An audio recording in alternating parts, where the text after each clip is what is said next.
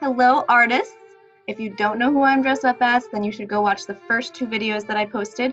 And remember, if you have siblings in grades kindergarten through 3rd, we're all learning about the same artist, so you guys can watch these videos together.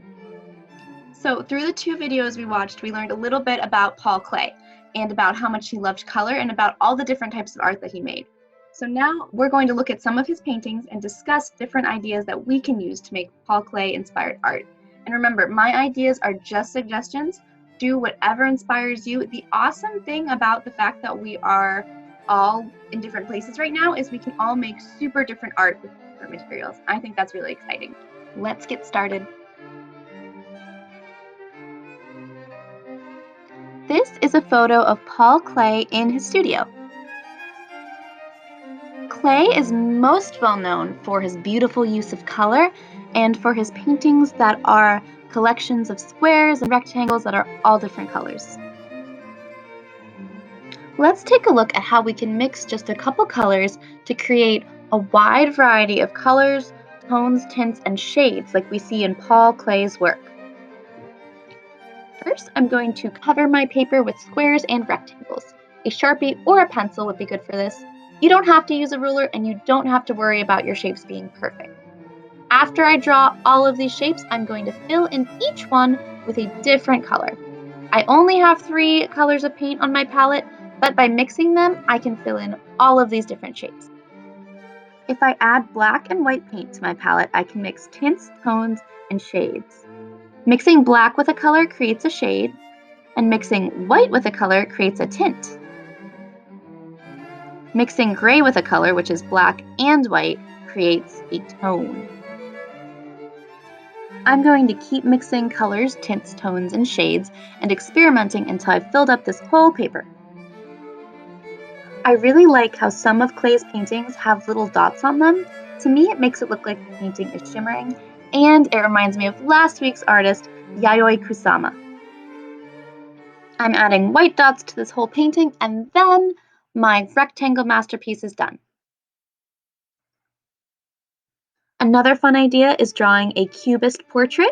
I decided to draw a self-portrait, so first I drew myself. I used a crayon so that when I paint on it with watercolors, the crayon will still show through. I made sure to add features that will let people know it's me, like my glasses and my favorite earrings. And then I used crayon to draw some squares and rectangles on my face. And when I added color, I used just whatever colors I felt like, because this is not a painting of real life. I get to choose colors based on how they make me feel or on how I think they'll look on the paper. I'm using watercolors, but you could use crayons, markers, colored pencils, anything you have at home. Klee's wiggly line creatures might remind our 3rd graders of Miro. These are super fun to make. You can even close your eyes while you draw the line. I drew my line and then decided it looked like a cat, so I added some cat features, and then I filled it in with whatever colors I wanted. I used crayon and watercolor again, but you can use whatever you have at home. You can also turn these scribbly lines into a game with your family. One person draws a scribbly shape, the other person turns it into something, and you take turns going back and forth. Klee is also famous for his paintings of cities. They are all made of simple shapes with beautiful colors. This one is called Dream City, and this one is called Red Balloon. To make my own clay city, I gathered blocks and traced them with pencil. You could also use a ruler if you don't have any blocks.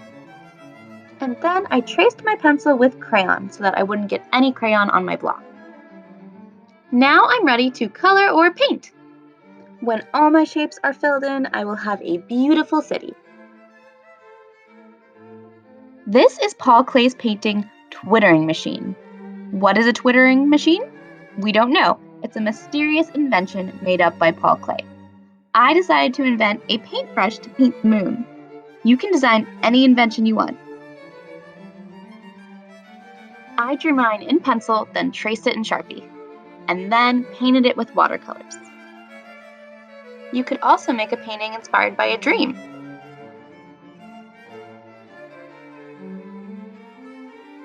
Paul Klee made these elaborate puppets for his son, Felix. He made crazy and fantastical creatures and a puppet self-portrait. His puppets were made of plaster and fabric, But you can make a puppet from anything: cardboard, paper bags, socks. I'm going to show you how I made a puppet using glue paper mache, but it is messy, so make sure you ask a grown-up first. First, we need a neck for our puppet. I used a piece of paper towel roll, but you could use any kind of thick paper. I made sure it fit loosely around my finger, and then I taped it shut.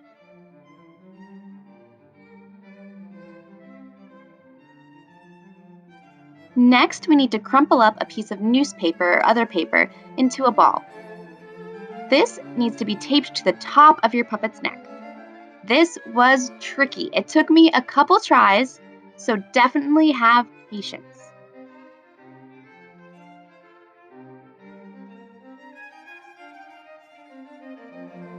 Next, we make our paper mache liquid. This can be made from flour and water, but I'm just going to use glue and water for mine. Check with your grown-up and see what they would prefer you use.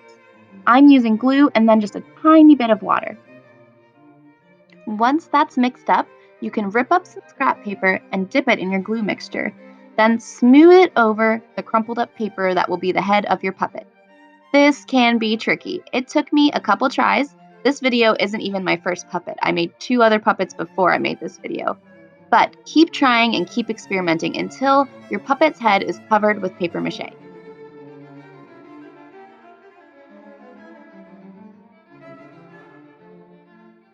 Once your puppet's head is covered and you've smoothed it out, you can try to add ears, noses, and other features using more paper.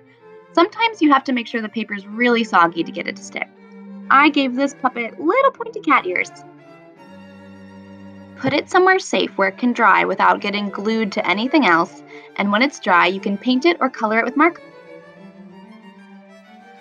This is another puppet I made. I painted it white to cover up all of the writing and then put it on top of the glue to dry. This is the puppet that I finished in time for this video.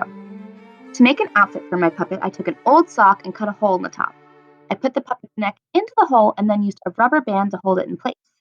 Make sure to ask a grown-up before you use any old socks or any other clothing scraps. You can also make clothes from ribbon, tinfoil, cardboard, anything you have on hand. I used this fabric scrap to cover up the rubber band. I imagine this puppet is a ballerina, so I added a pink bow to her hair.